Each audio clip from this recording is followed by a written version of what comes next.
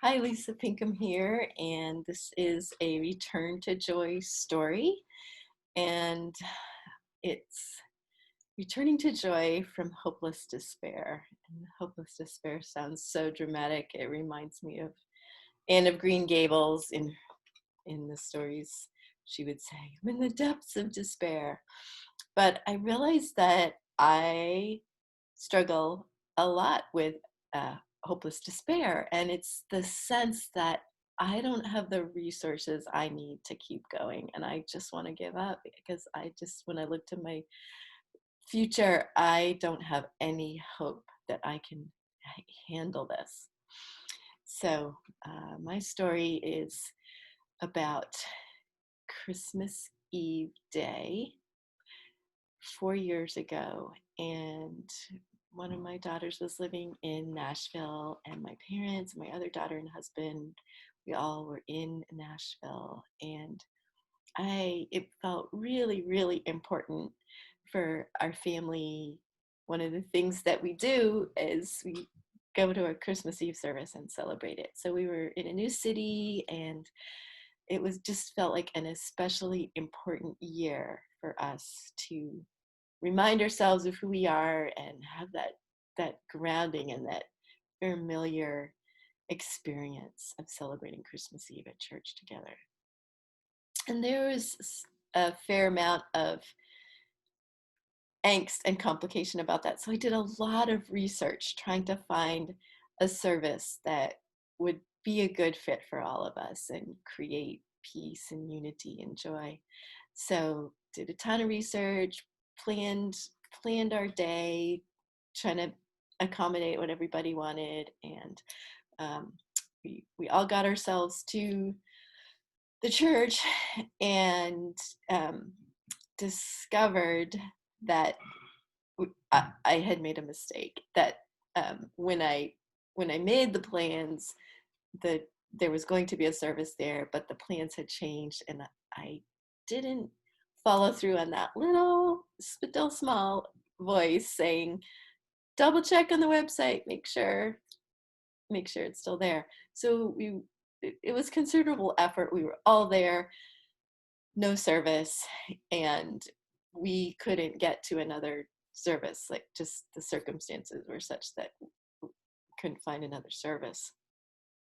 And in that moment, I just felt all the light was just drained out of me. Like, I had nothing left, and I just couldn't imagine how we could celebrate an important holiday and how we could be ourselves and how we could boost our joy, how could we ever have a good memory from this. And oh, I was relating to Anne. I'm in the depths of despair. It just felt like crawling into bed and crying, and took some deep breaths and thought, okay, what are some options? How do I adjust?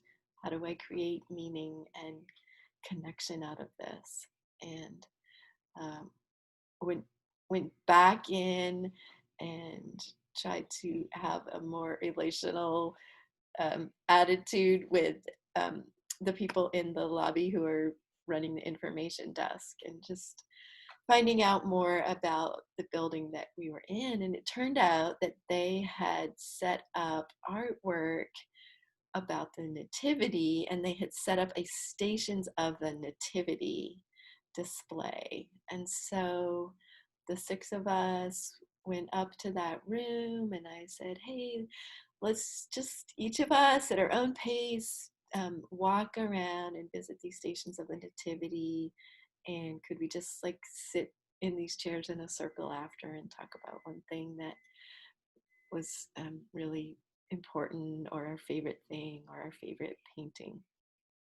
So we just gave each other time and space and margin to do whatever we wanted, look at whatever we wanted, and then we sat in a circle and we just took turns, each of us somehow connecting Christmas Eve with the paintings that we saw and other experiences and memories in our lives. And I just remembered, really, really seeing and hearing each of my family members and being able to forget about everything else and just listen to them. And at the end of it, we had church. We celebrated Christmas Eve. And we were connected. And it was different, but now it's a wonderful memory. And especially at this time where we could be feeling some hopeless despair about how do I celebrate Easter? I don't have the resource. I don't have what it takes. There isn't what is needed available to me to be able to celebrate.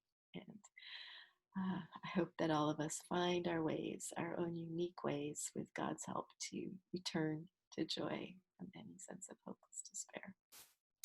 So, on that note, I'll just add peace be with you, blessings. He is risen.